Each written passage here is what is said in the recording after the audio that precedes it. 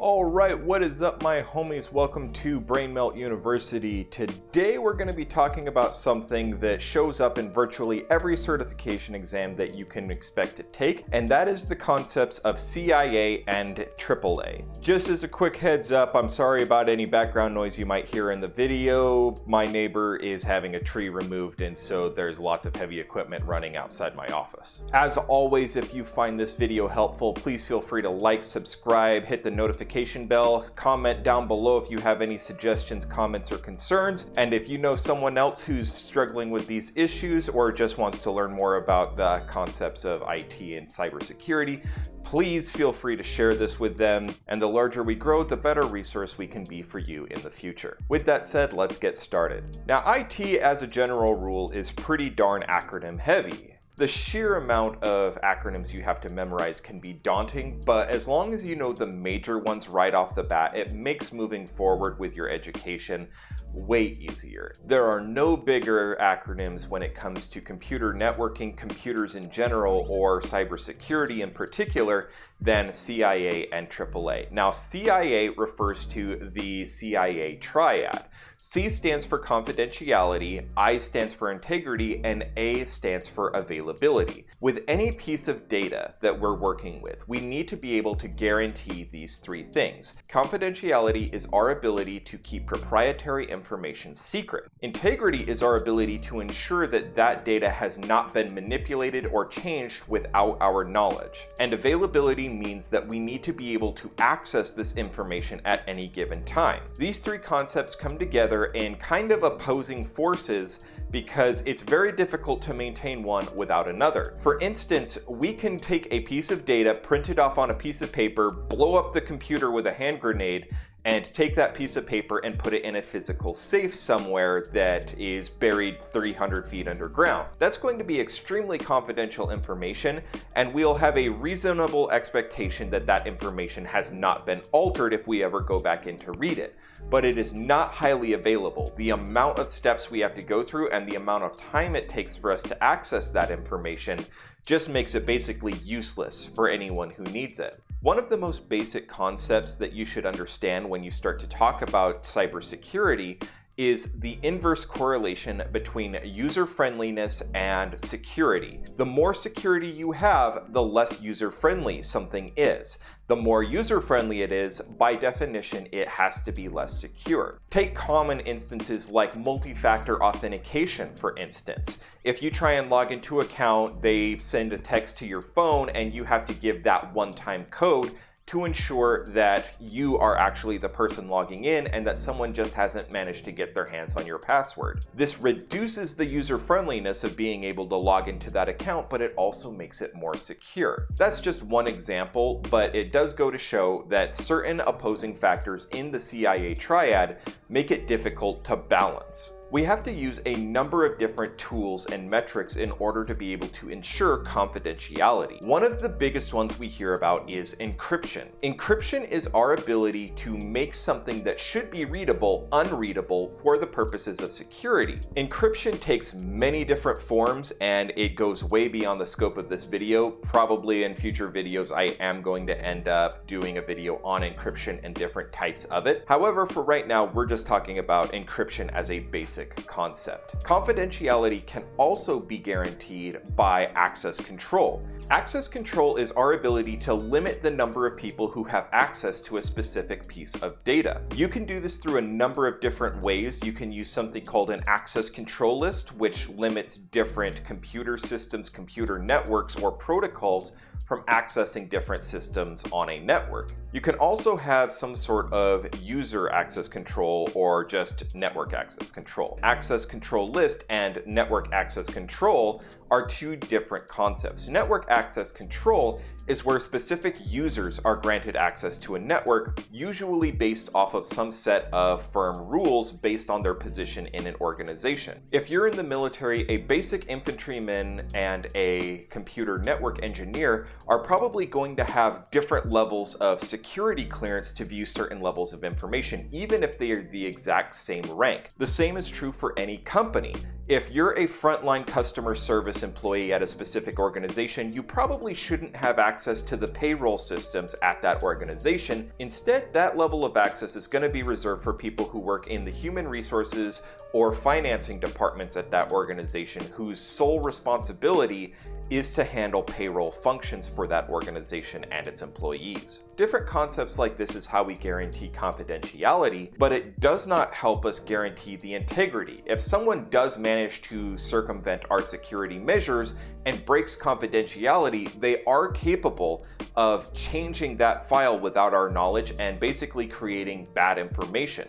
They could also end up copying information without our knowledge and attempting to use it. This is why we need to verify the integrity of a file. We need to ensure it has not been altered, no one's embedded malware in a specific program or file, and we need to make sure it is the same file that we created in the first place. Integrity is normally guaranteed through something like hashing. Hashing is a method of taking a readable file or a readable string of text and converting it into an unreadable format. Now, this sounds an awful lot like encryption, and that's because encryption and hashing are extremely similar. The main difference is that hashing is designed to be one way.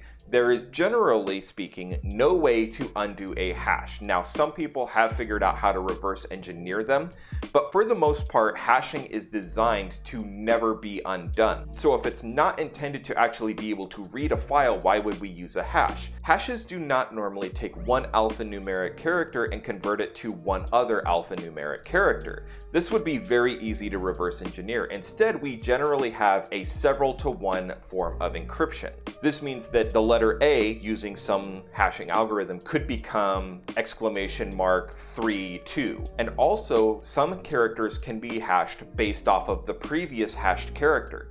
This means that if you change even one character in an entire document, it will completely change the hash that comes out of this. This is our way of verifying. So basically, if I have file A, and I know that I use a specific hashing algorithm, say the MD5 algorithm, to hash this, if I use that MD5 algorithm over and over and over on that same file, it's always going to come out the same, no matter what. So if I run an MD5 hash on a specific file, and I know that the hashed output is supposed to be a certain output, and that's not the output I get, I know that someone has altered this file. This file is no longer intact. It doesn't have integrity anymore.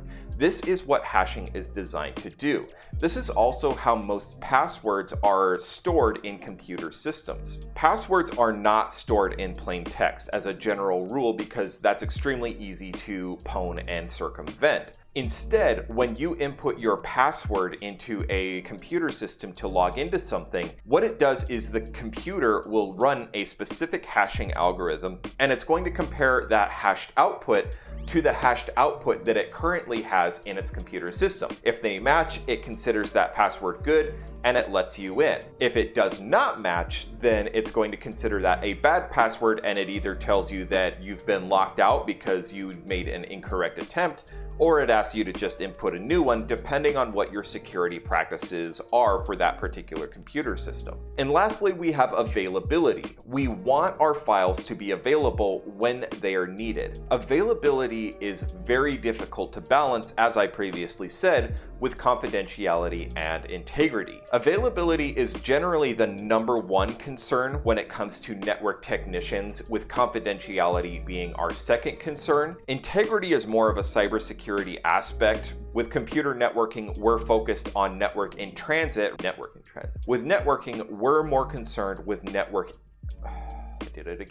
With computer networking, we're more concerned with data in transit than data in storage. Now, that doesn't mean we don't focus on integrity. Our primary concerns are getting that information where it needs to go very quickly, and we need to make sure that the wrong people do not get their hands on that data. So that's the CIA Triad. Now let's move on to AAA. AAA is an acronym that stands for Authentication, Authorization, and Accounting. AAA goes hand in hand with CIA, but the two are very different concepts. When we're talking about authentication, we're talking about a computer system attempting to validate that a person who's attempting to log in is the actual person who's attempting to log in and not someone pretending to be them. Authentication uses something called a factor to determine if you are the person who's actually attempting to log in or if you're an imposter. A authentication factor can take many forms. The three major ones are something you are, something you know, and something you have, but there are others as well that we'll get into later. Something you are generally refers to biometrics. This is something that is unique to you. Think of a fingerprint, think of a handprint, think of an iris scan. Biometrics is something you are, and these are extremely difficult to fake. Now, you can fake biometrics, not in the way you see in things like Mission Impossible, but biometrics can be fooled in order to make something think that you are someone else. For instance, contrary to popular belief, not every person in the world has a unique fingerprint.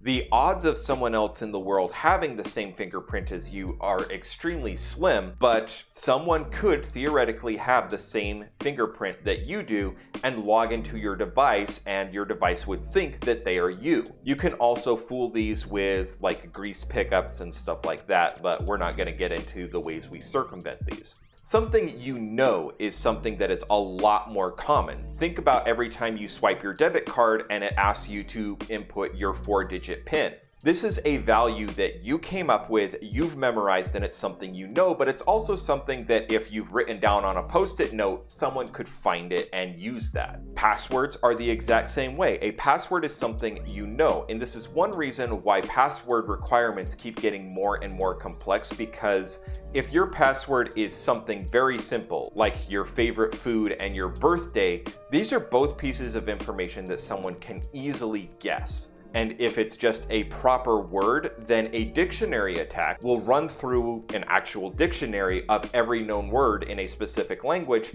and will attempt to use those to log into your account, and eventually it's going to succeed. These are called brute force attacks, where you're actually attempting to just take a huge amount of data, run it against your password, and eventually it'll log in, versus actually guessing your password and getting in because you used your kid's name and your mother's maiden name and your birthday or something like that. These pieces of information are very easy to discover about you and should never be used when you're building passwords. You should also not use the same password for every single account that you have. Even if someone gets access to something minor like your social networking account, they can use that to get into your financial accounts, which is very bad.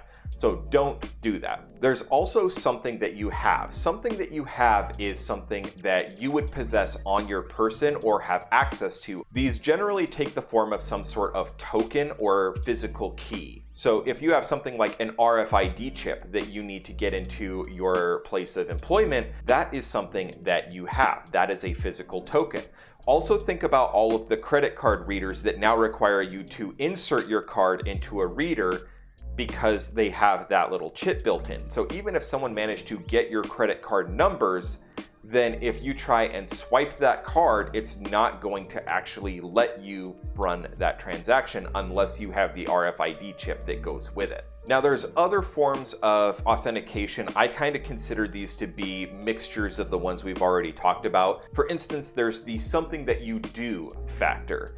Now the something you do is generally looking at, say, your speech cadence. So if you have to input a password vocally, you're going to talk the same way. Kind of like me, I talk in a pretty constant monotone voice, and I tend to take a lot of breaks for breath because I'm a fat ass. This would be something that is very difficult for someone to fake. Even if they could somehow modulate their voice to sound very similar to me and operate at the same vocal frequency, they would have a very difficult time speaking in the same cadence as me. Another one is gait recognition, where you can actually have cameras monitoring your gait as you walk up to a door for a controlled space, and if that gait does not match the credentials that you input, then it's going to be very difficult. The way that you walk is almost as unique, if not as unique, as the password you would guess or other features about you. I would classify both cadence and gait recognition as another form of something that you are, because these are unique to you, but a lot of other people who know a lot more about cybersecurity than me claim that this is its own factor altogether. And so depending on whose cybersecurity textbook or exam you're taking, you're going to have to recognize both. So when we're talking about multi-factor authentication, we have to be combining these factors: something you know, something you have, something you do, and something that you are. If you take a PIN number and match it with a password, this is not multi-factor authentication, because these are both something you know, and these are both things that can easily be guessed or learned. If you're combining an iris and a fingerprint scan, these are both something that you are. These are both things that can be faked as long as someone has enough personal information about you. This is why you normally see multi-factor authentication take the form of one-time codes that are sent directly to your phone. These become the something that you have. These are something you would have to have with you. Multi-factor authentication applications like the Duo app that send you a one-time code every time you need to log in serve as this token, this physical thing you have to have on you. That also means you can't log into a system unless you have your phone on you, which is a huge pain, but it does increase your security because you're combining a password, something that you know, with something that has been provided to you with one-time use in mind, and usually these have a 60-second expiration date on them. Now, after you've been authenticated, a computer system has validated that you actually are the person who's attempting to gain access to this computer system.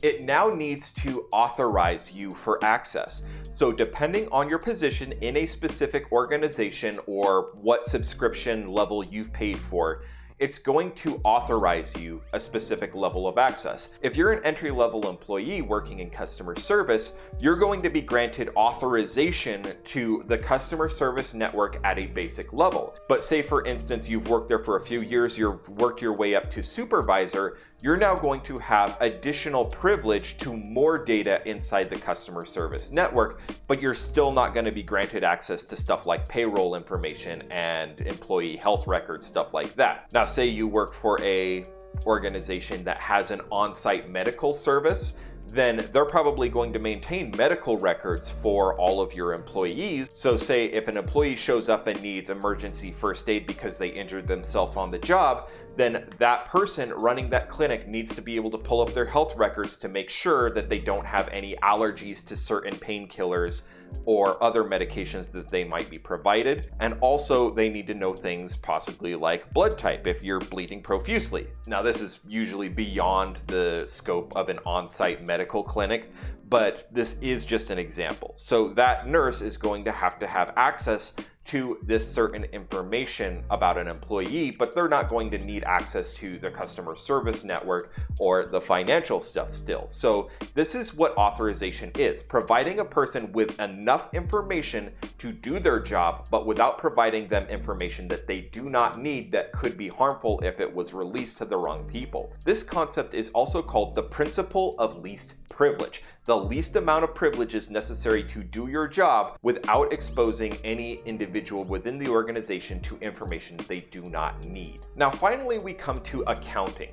Now, once a person has been authorized access into a network, that doesn't necessarily mean that they're going to do what they're supposed to do. Say you have a disgruntled employee who's just been given notice that they're about to be fired, but they're still being allowed to work through the pay period or something like that. If that person wants to just completely trash the company, they might be starting to look at how they can harm. Say, for instance, taking privileged information they have access to do their job and maybe sell that to a competitor company. Or maybe they're going to start trying to sabotage the company's network so that way the organization is no longer able to pursue its mission. This is known as an insider threat, someone within your organization who wants to cause harm to the organization. This is where accounting comes in, where it actually accounts for a person's actions after they've been authenticated and authorized access. So someone might have access to a particular piece of information, but if the accounting shows that this person has started logging in at 2 in the morning when they normally work an 8 to 5 shift, that probably means that they're up to no good, and we need to actually look at what they're doing in the network while they are there. Accounting is extremely important for forensics It can also be useful if we're just trying to figure out if there's inefficiencies in our workforce. If we notice that there is a huge spike in network utilization during certain hours of the day, we can dynamically adjust how much network resources needs to be allocated towards a specific group during certain times of the day. Or if we look and see that our employees really aren't getting much done after 4 p.m., maybe we can start working on reducing our work hours to an 8 to 4 schedule instead, so long as our employees are capable of maintaining an equivalent amount of workload. This is what accounting does for us. It helps us look at what people are doing on the network after they've been authorized access. Now, when it comes to AAA, we have two models. We have local AAA and we have centralized AAA. Smaller organizations usually use some form of local AAA. This is where every computer has a user account directly on that computer's hard drive, and that person is granted access directly to that computer system. All of the files a person might need are going to be stored on that computer to do their job. This is a decentralized model, and once again, you normally see this with small organizations because it doesn't scale well, and it doesn't really account for mobile workers unless those mobile workers are taking their computers with them wherever they go. This also makes it extremely difficult to account for their actions. This is why larger and medium-sized organizations generally use some sort of centralized management, where people are being authenticated using some sort of centralized server. This is also really nice because if an employee is moving from area to area throughout a building, they can go to any computer, log in, and get access to the same files that they would in their normal workspace. This is also nice for employees who might be on a partial work from home environment where 4 days a week they might work from home and 1 day a week they come into the office to take care of anything that requires face-to-face action. Whether they're logging in from home or logging in at the office, they get access to the same information and the same files. This also allows that centralized server to continuously account for what those individuals are doing. We could talk about different AAA protocols that allow centralized AAA in another video, but this is just a broad overview. So you can kind of see how these two concepts, CIA and AAA, work together, where AAA does ensure that only the proper people have access to certain files, so there's our confidentiality. And while AAA does not directly guarantee integrity, it does ensure that only people who truly need specific data have access to it, ensuring that those people are probably trustworthy and pose a relatively low risk of altering our data so that it becomes unusable or invalid. And AAA also ensures that our individuals have the availability that they need to be able to do their job in the first place. And with that said, I think we're ready to wrap up. This one was a little longer than I was anticipating, even though it is extremely cursory view. In future videos, we can dive a little bit deeper in depth into CIA, and we can also dive into concepts like AAA a lot more in depth, looking at some of the protocols that allow for centralized AAA management and how they're used. But until then, this has been Real. I'll see you all next time at Brainmelt University.